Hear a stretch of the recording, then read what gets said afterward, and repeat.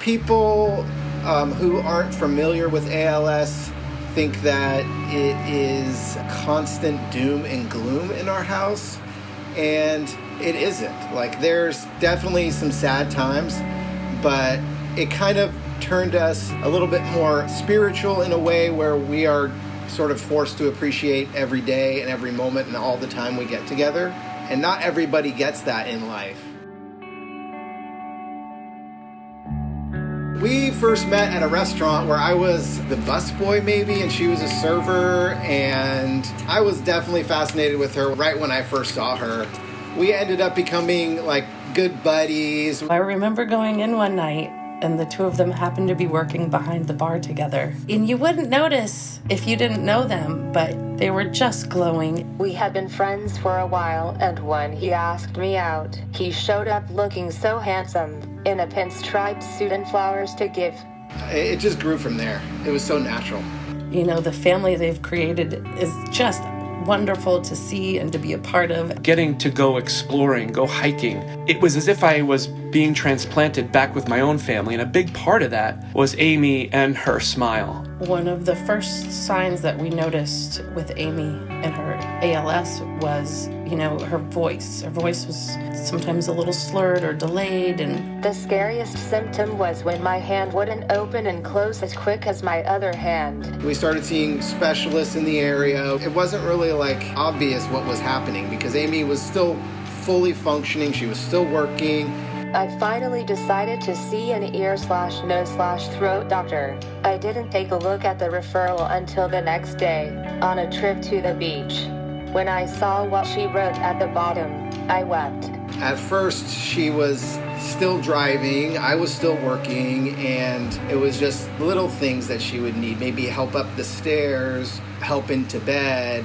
I can no longer dance with my daughter on TikTok, play ping pong with my son, or ride bikes with my family. Now we're 2.5 years into the first sign, and at this point, I have completely stopped working.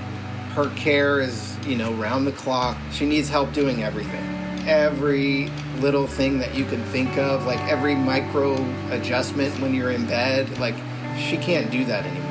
They had to move to get a one-story house. They're like just a few blocks away from us now, and we feel very lucky to be closer to them. It's an important part of our lives to do whatever we can to be there, to make a day easier, a moment easier. Yeah, Sarah and Pete have been so helpful, and they're just a phone call away and they drop everything. We were open with our kids about Amy's diagnosis from early on, but for them, like, their mom is here, they can talk to their mom. It's not a devastating day-to-day occurrence for them. This device is amazing. She's still able to text them, talk to them about their homework.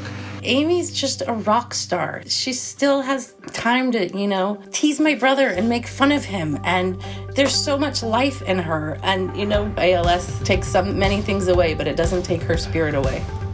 The Golden West chapter has been a great help. I attend a multidisciplinary ALS clinic at UCSF through the chapter.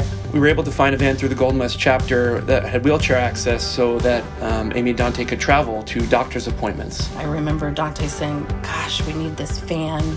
It was like an hour later. He's like, okay, so there's this van available. It just happened so fast and it was so easy, and they just were there to be there and to help. And what else can I do for you? Just feeling a sense of community with them and knowing that if I run into a wall, like, they're there. I don't feel like I'm alone. Amy came up with the name Amy's Avengers, and the phrasing "kick some ALS," that was all Amy as well. The morning of the ALS walk, there was a parade, 50 cars or so deep. And it felt like the parade just was endless. It just kept looping around. And it was just really special to know that community came together like that, and know that that's just one piece of this broader community of people that are involved in things like the walk. Thanks to our community of family and friends, and even those we don't know. And to my husband, Dante. How did I get so lucky? I love you something fierce. Thanks for being the best freaking caregiver ever. Giving so much to Amy has taken my sort of ego out of the relationship and just brought me to this place of pure love. it's difficult. It's not easy, but it has taught me how to love her that much more.